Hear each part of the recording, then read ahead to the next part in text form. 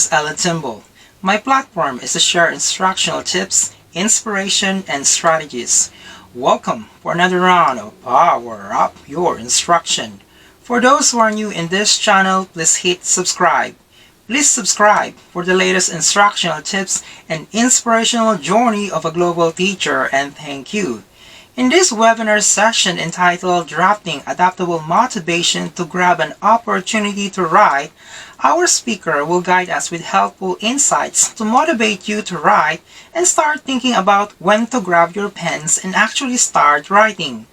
Our guest speaker is a young writer and a campus journalist. He started to write his book entitled The Seventh Moon when he was 16 years old. He wrote this book for young readers to know about the Philippines' own mythology, rooted from the pre-colonial times that almost been forgotten now. He joined in their school publication, serving as a sport writer and a layout artist, and won few journalistic competitions during his high school. He is currently taking business administration at Bicol University and pursues being a writer in a publication. Jeremiah lives in Legazpi City. Most of us are enthusiasts of other mythologies, so we should also embrace our own. Please have a copy of his book entitled The Seventh Moon, available in all leading bookstores. Our guest speaker is Jeremiah Cordial, and let us start our webinar session with him. Hello, I am Jeremiah, and I will be your instructor in this webinar training. Today we're going to discuss about drafting an adaptable motivation to grab an opportunity to write. So in this training, one of our goals is to help you solve your struggles in writing so that you will be more encouraged to write, to grab your pens and actually do the writing. Allow me to start calling you creative writers, because in this training, what I'm going to do is to let you explore your creativity, which is one of the most richest form of idea when it comes to writing. So by the end of this training, you are expected to find yourself the motivation to write. It may seem a little bit difficult, but sometimes when you do something repeatedly, it can become a habit. And later, we also find solutions on the struggles of writer, which is one of the factors that causes their motivation to decline. Second, you are also expected to be more productive in writing, setting yourself an allotted time so that even if you have a lot of things to do, you can still have a time for writing, even for a bit. Lastly, you have to apply everything that is discussed in your day-to-day life, because everything that is placed in this presentation, they are just words unless you turn them into action and start using the lessons that you will gain from this training. I suggest you do not worry too much about these objectives, because I will be guiding you based from my experience as a young writer. But before I proceed with my discussion, I wanted to ask this. This is only a rhetorical question, meaning you don't have to answer this one, but I would appreciate it if you can comment down simple sentences regarding your position on these questions. So the question is, why do we write? Is it because you are happy, you are sad, you are in love, or you simply wanted to express? But no matter what the answer is, it will all lead to practicability, because writing is practical and we use writing every day. But if we have answers to that question, maybe we can also answer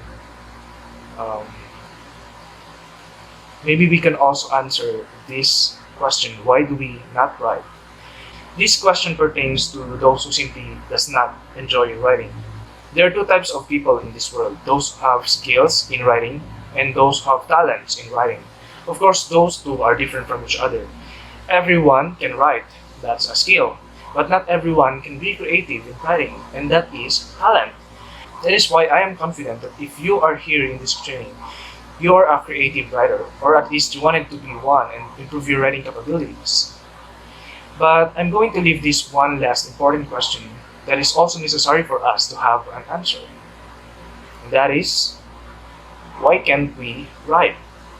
Is it because you don't have the means to write?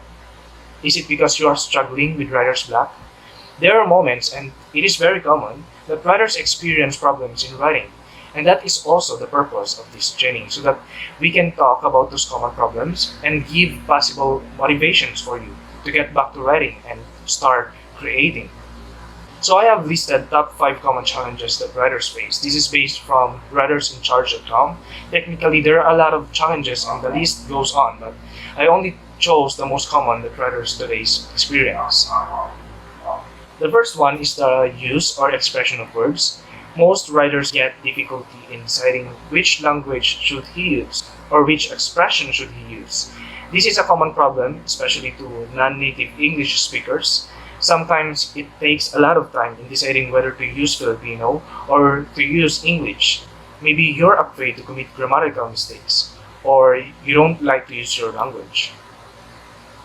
But the thing about this one is that when you know what you're writing for, it'll be easier to tell which. One time when I was first writing my book, I have been deciding whether to use English or Filipino, since the theme of my book is about Philippine mythology.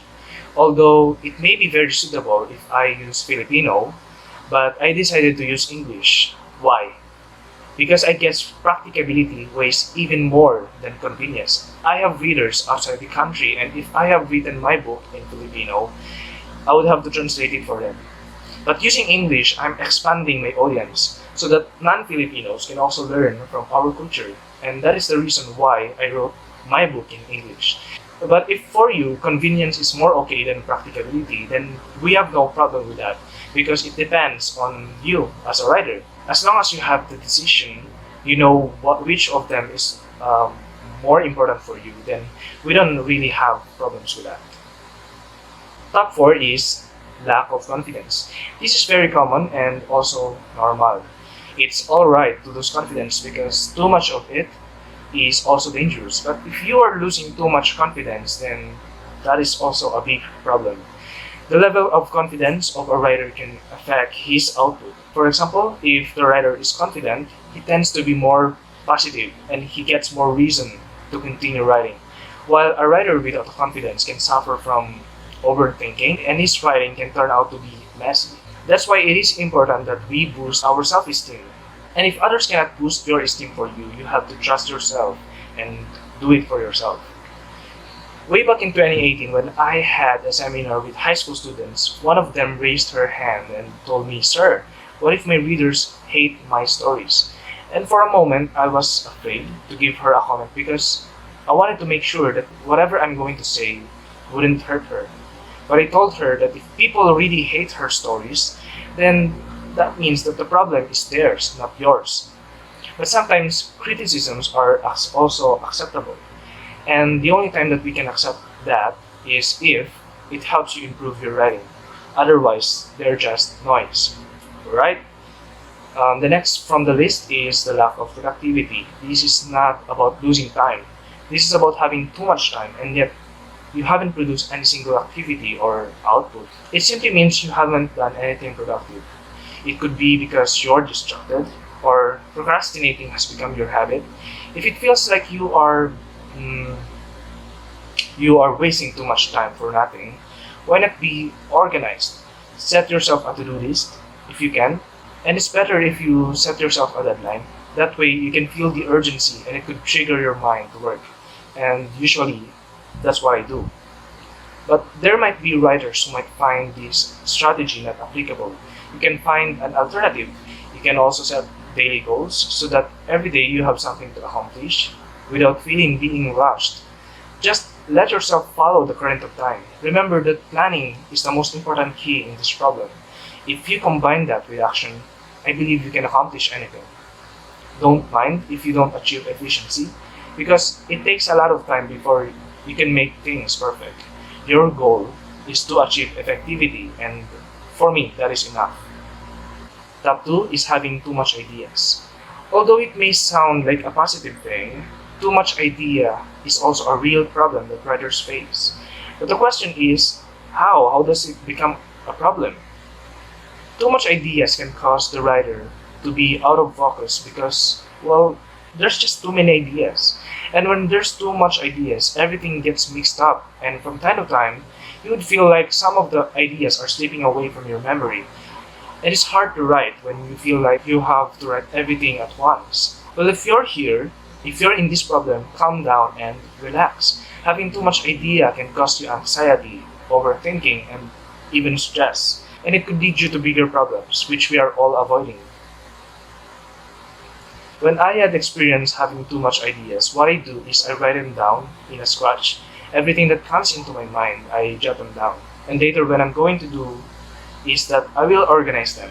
This is pretty much the most effective way to solve the problem. And once you have written those ideas, you can start aligning them. You can create an outline or a graph. Depends on what is the most applicable to you. You can also start drafting or at least write a summary or an overview. Anything that will help you organize those ideas in the simplest way. And just remember that whenever an idea comes into your mind, you take a note of them. It's also important that you have your own journal or notebook. You can write those ideas there. Sometimes I also use my phone's notepad to write down sudden thoughts that comes into my mind. And if we have too much ideas, we also have lack of ideas. This is the difficulty in organizing ideas because you actually have no ideas to organize in the first place. Many of you may associate this with writer's block, but the lack of idea is just one of its causes. This is the first most common problem that writers face when you wanted to write something but there isn't just enough concepts or ideas to start writing. And many of you may often ask, how do I start writing? Where should I begin? And why am I not writing? Why can't I write? Almost all of us have experienced this, and whenever it happens, the first thing that you should do is to clear your mind. Because if the ideas does not come out, then one problem could be because you have a lot of things in your mind that has nothing to do with writing. Maybe you are stressed, maybe you have been overthinking about last week's event, or somebody has bothered you for the last few days. When you start writing, clearing them off allows you to focus and concentrate on what you are doing. This allows your mind to think freely and it helps you create more ideas. But lacking ideas can also come from other reasons. It may be because of your environment. Finding the most suitable workplace at your most suitable time is the best thing to do when you are writing. You have to be in the mood so that you will be more productive in your own way. In my case, I can write in a quiet place such as libraries or in my own bedroom, but it also depends on time. I go to the library at day and write in bedroom at night, usually when everyone is already asleep. That is when I become more productive. Another thing that I also do to keep my ideas coming is before I start writing, I internalize the story. I dig in to the personality of the character and I try to understand the flow of the story until the idea starts to come out. Of course, this will work if you already have concepts or at least an outline of the story. So I hope that you are taking notes of this because this can be reliable to you, and I wanted to help whatever situation you are in as a writer. Now, during this pandemic, probably you may experience more problems apart from those that I have mentioned. But always remember that we all have different purposes for writing. If you're writing for yourself because it's your escape from reality, just continue writing. If it's because writing is your hobby and you have nothing to do all day, continue writing. And if it's because you're writing for someone else, still continue writing. It's just not an easy option to let go of writing or stop writing due to many hindrances or challenges, because it's also an art, and nurturing your soul through an art is also healing. So keep safe, everyone, and never stop writing. If you have experienced any other challenges that I haven't mentioned, feel free to message me through my email and we will talk about how we can solve them. Relax, because we're only halfway from our presentation. This is my Gmail, by the way. You can send me your messages. If you experience any other problems, don't hesitate to email me. Now, let's move to the simple steps in writing. I won't require you to take note of this because there's just a lot of ways that you can write, and Google can offer more easier steps. These are just based from my own experience, but I constantly use them because they're easier, and every important detail that we should remember is included here. So it's still up to you. The first is to look for an inspiration. It's alright if your inspiration is a person, but many writers also get inspiration from other things, such as their personal experience, others' experience, dream, imagination, and sudden thoughts. There could be more inspirations, but I only listed 5. An example of a book inspired by a personal experience is Looking for Alaska. This is written by John Green. For those who are unfamiliar with the book, it is a coming-of-age novel where the titular character died and her friends are trying to figure out why. Well, the author took inspiration from his experiences as a teen, and some of the places mentioned in the book are reimagined from his childhood memories, but many parts of the book are still purely fiction. Still, we can consider this book as inspired by the author's personal experience. And the next example is Others' Experience. This is written by the author as an inspiration from another person, such as Stieg Larsson's The Girl with the Dragon Tattoo. It's a psychological thriller novel where the main character is a rape survivor. Stieg's inspiration was from an incident when he was 15 years old. He was driven with guilt after his friend Lisbeth refused to forgive him for doing nothing when she was raped by a group of men. In the book, the main character was named after her. The next is an inspiration based from a dream. Did you know that one of the best-selling books of all time is actually inspired from a dream? The title is Twilight by Stephanie Meyer. According to her, she dreamed about a vampire falling in love with a girl, but still wanted her blood. So this book is an example of inspired by a dream. Another one who took inspiration from his own imagination is Eragon by Christopher Paolini. Paolini is also a young writer.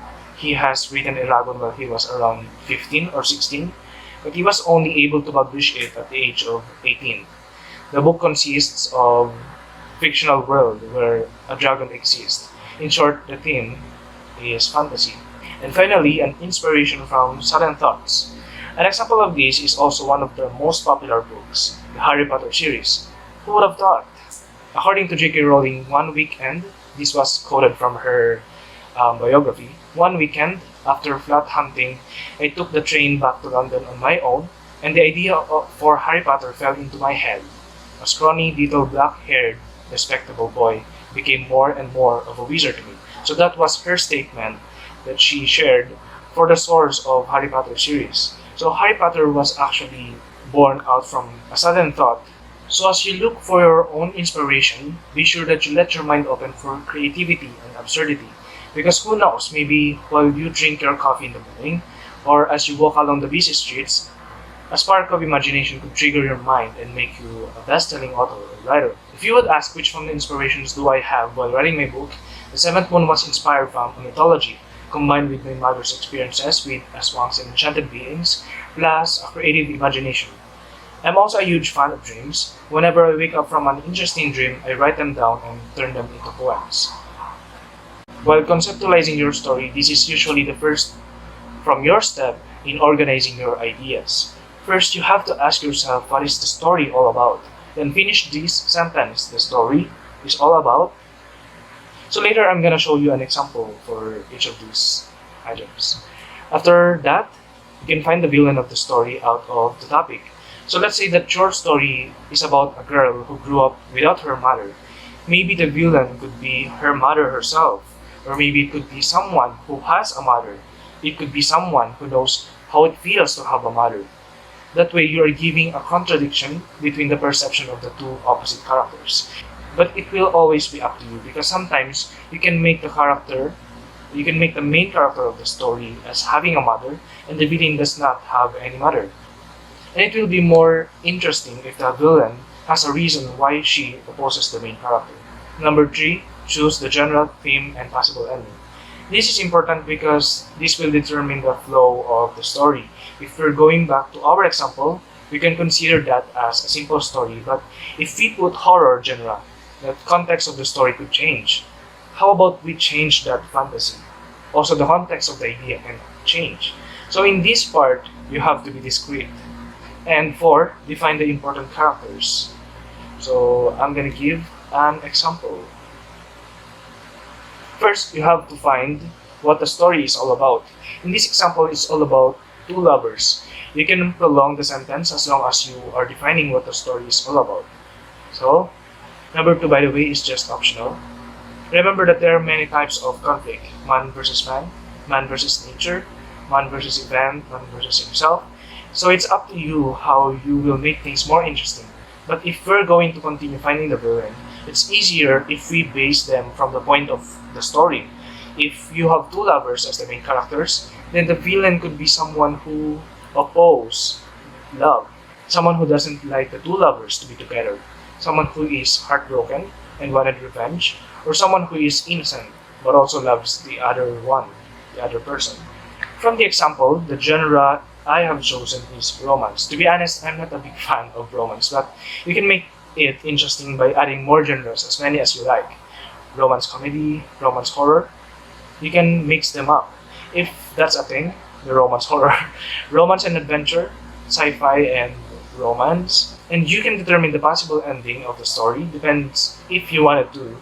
There are writers who just like to see what will happen in the ending, but many great books have predetermined ending because it helps in creating other writing strategies. For example, you place an information at the beginning part of the story, which the readers will not realize that it's important until the ending. That way, you are allowing your readers to think. You are letting them guess what will happen in the ending by giving them clues in the first part of the story. So that's the advantage of writers who are creating a full outline of his story until the ending. I incorporated that style in my book. What I did is one character gave a strange object to the main character. The main character does not know what it was, so he kept it. Later at the ending, while he is in danger, the only thing that he could do is to use as many ways as possible, and he remembers the object given to him. So it goes something like that. Another writing tip that readers like is a plot twist. If you thought about the ending, that the two lovers will die, maybe you can add a twist and reveal that they didn't actually die. It's important that you surprise the readers. Lastly, you have to define the important characters.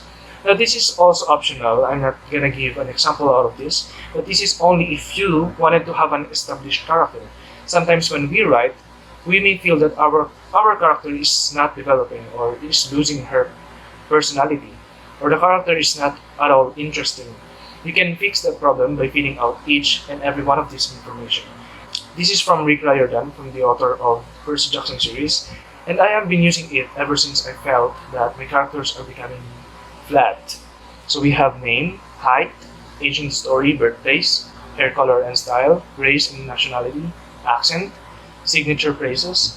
Signature phrases are also very important for narratives because this is the way that the readers can distinguish the character from each one of them. So the next is religion, marital status, notable physical attributes, handicaps, style of dress. We have siblings. You have to determine the siblings, relationship with parents, memories about childhood, educational background, neat or messy. This is also important because if you are trying to determine what kind of mannerisms your character has, you also need to know if the person or if the character is a neat person or a messy person, and it will help you find an easy way to get him mannerisms. You also have to find sexual preferences, friends, enemies, and why. You have to know the reason why it became an enemy. Personality traits, strongest trait, weakest trait. What does the character fear and proud of? What is the character ashamed of? What is his outlook on life or ambition? How does the character feel about his or her appearance? How does he or she sees himself or herself? How does others see him? Most important thing to know about this character, are there any present problems and how will it get worse? Goal in the story, and why will readers remember these characters? Now the next step is to determine the elements of the story. We're going to have a crash course in English too. So we have characters, round and flat. The round characters are characters who change personalities throughout the story. Flat characters have consistent personality from the beginning to the end of the story. We also have protagonist and antagonist, or the hero of the story and the villain, respectively. We have flat. The plot could go in chronological order. This is having your stories arranged based from which happened first. You can also play with plot and use medias res. This is a technique usually used in long stories such as epics. The story starts in the middle, then after the end, it will go back to the start. Sometimes stories with characters narrating his adventure use medias res.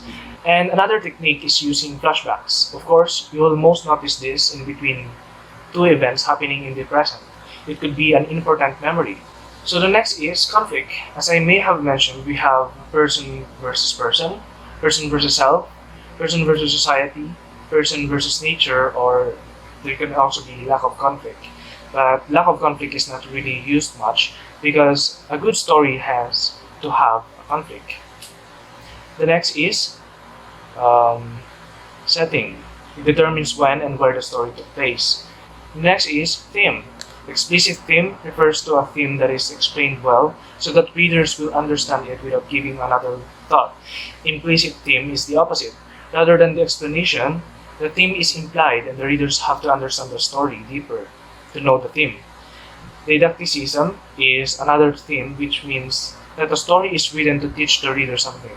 It could be moral, it could be a lesson, or maybe to give them instructional advice, as long as the goal is to teach. The next is point of view. We have three, and those are first POV, second POV, and third POV. First POV uses the pronoun I, while second POV uses the pronoun you. First POV is most effective when you are writing a teen novel, or if you wanted the readers to feel what the characters feel. It's more of an intimate approach of narration. Second POV is not that popular to many stories, but I have read some fictions that uses the pronoun you. It's a type of book that uses the reader as the main character and allows you to choose your own ending. And lastly, we have the third POV. It uses the pronouns he, she, or it. This is the most common point of view and it is most effective if you are writing a thriller or suspense story. It allows you to describe everything that is happening in a wider range, something that will help the readers widen their perspective in the story. Last but not the least, pattern of action. We have rising action, steady action, climax, denouement, resolution, cliffhanger, and foreshadowing. Steady actions are usually composed of conversations or description of surrounding. The rising action is the part of the story where the reader feels excited to know what will happen. What comes after the rising action is the climax, and it is the most exciting part of the story.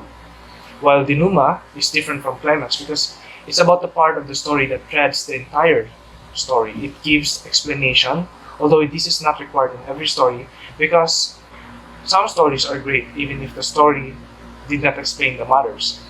They are usually the open-ended stories. The next is resolution. This is when the character resolves the conflict. The last two are actually used as a technique or a literary device. Cliffhanger and foreshadowing. The cliffhanger, as you know, is what makes the reader enjoy the story.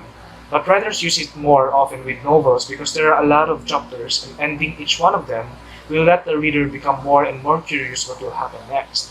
And of course, the foreshadowing. It is the giving out of small details or hint in the first part of the story and then the fate of the character will be revealed later in the story.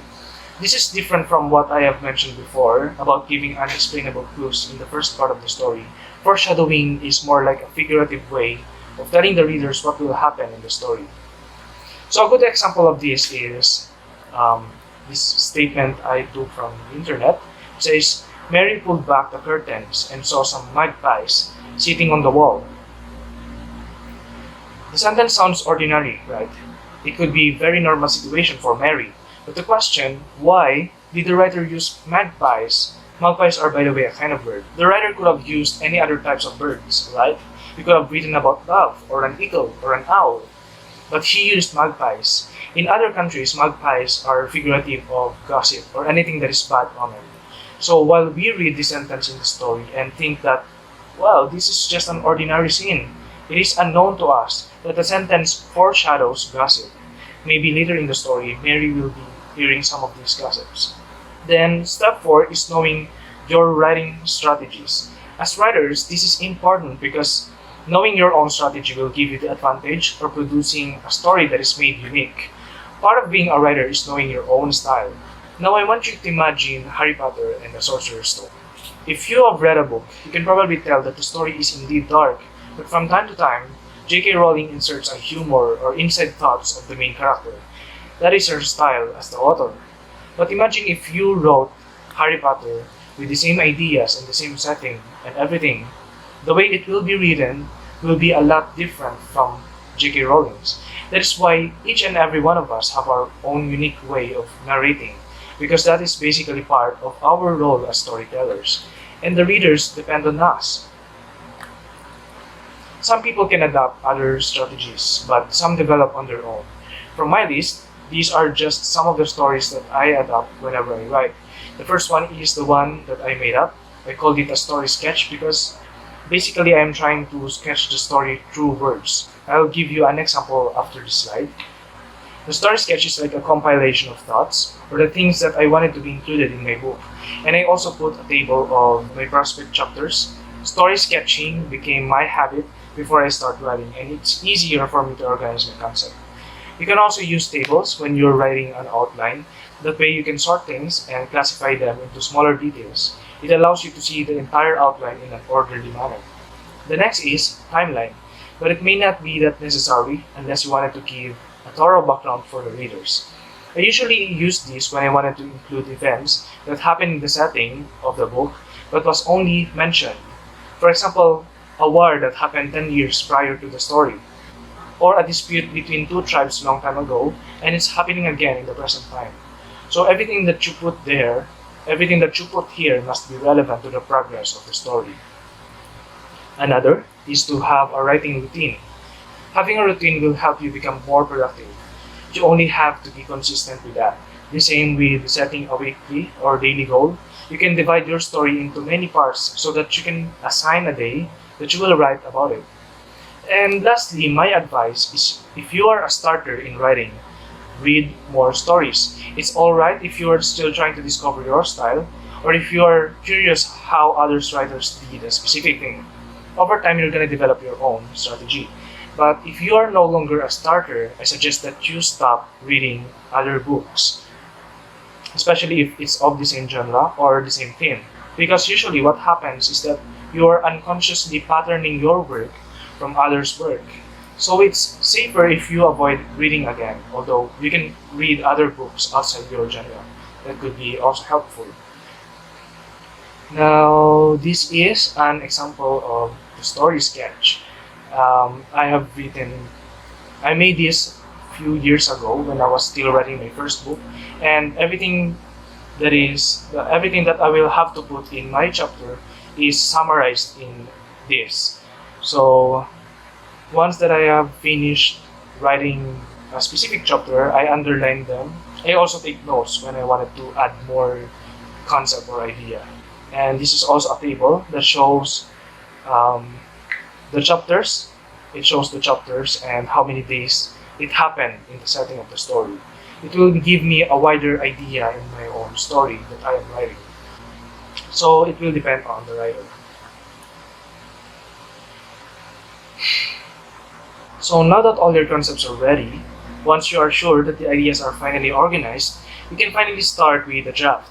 While thinking about what to write in the first sentence of your first chapter, imagine what the character could be doing at the time that you are opening the story. Picture the setting, picture the scene. Maybe the character is sitting on a porch, or the character is walking home. Something must be relevant on that moment for the character, and you considered to write about it. After picturing the setting, you can let the personality of the character revealed to the audience. Make it creative. The reason why I made you follow that step is because the principle show, don't tell. Readers of the 21st century no longer enjoy old school intro, such as those that start with, "Hello, I am blah blah blah blah. I'm a student of this university and my life is not perfect." Then the character will retell why her life is not perfect. Remember, that kind of narration will make the readers wait for the present action, which is not good when you're offering them chapter 1 of your story.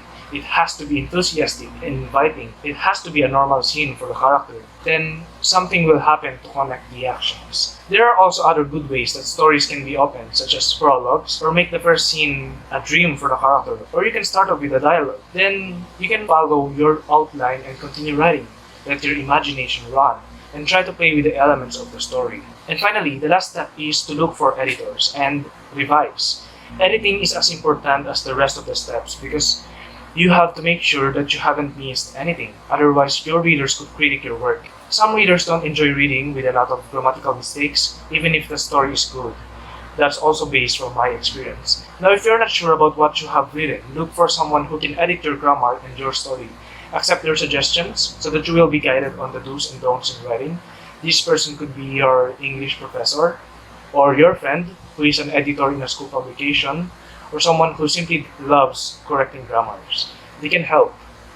Revising is part of writing process. Revise your story as much as you can, and as long as it's beneficial to the story. Remember that the best books ever published have been revised more than twice. My book was even revised more than 5. It's up to you, because sometimes some scenes could be a little shaky and needed fixing. I'm gonna recommend that you always revise your work, because some writers do not follow or remember the rules while they are writing. That is also recommendable for you, because without rules, you are free to think and you can be creative at most. But don't forget that not following the rules is not the same with not following the steps. You still have to do the steps. But later, when you let your creativity unleash, that's the time that you can revise your work and see if you have committed errors. So we have here an overview of the simple steps in writing. Hope you can still remember them. First is to look for an inspiration. Second is to get the summary of the idea, then determine the elements of the story. Fourth is to know your writing strategies. And step 5 is to start with the drafts. And lastly, to look for editors and revise. Now, can we answer another of my questions? What makes a great ending? You might ask about how will I end my story? Well, part of the purpose why it's important that you have an outline for your story from beginning to end is because you have to think a lot about the ending. There are a lot of ways that the story can end, but only few are the ones that readers truly appreciate and feel. This is also important to achieve because as a writer, you have the power to teach your reader something. Now I want you to read this sentence.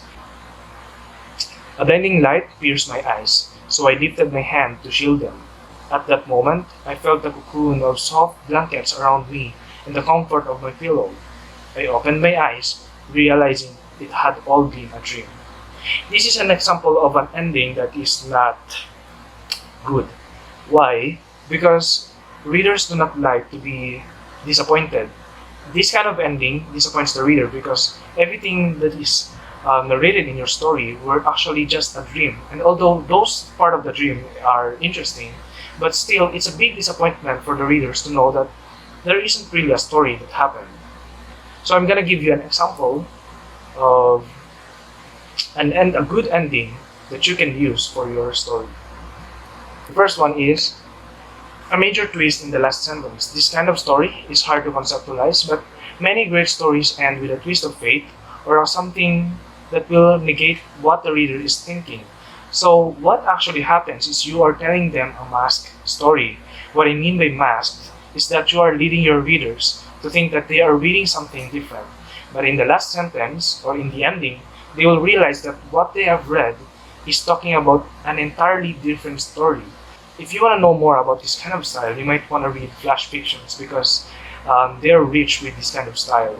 Flash fictions are also considered as stories, but they are shorter than short stories. And the main point of this is to mislead the readers. You can adapt this major twist in a short story because many readers enjoy being surprised by the writer. I have an example to make you get a clearer understanding about the twist, but it's a poem entitled Plastic Sentiments. So, we're gonna read this. I despise you for throwing me away, for making me feel that everything was a joke, for making me realize that things don't last no matter how much we wanted to, for proving that I can only be yours once. I couldn't find any reason why you left me. I knew you liked it the night you tasted me, how your tongue turned me into a burning spot, how you bite me and leave me these marks. You let me look at your soul and ignite the ember. You adore the noise I caused whenever you go down. That was the most beautiful experience I had in my life. I wouldn't be too insensitive about our one-night affair. I am deeply attached, but you never seem to truly care.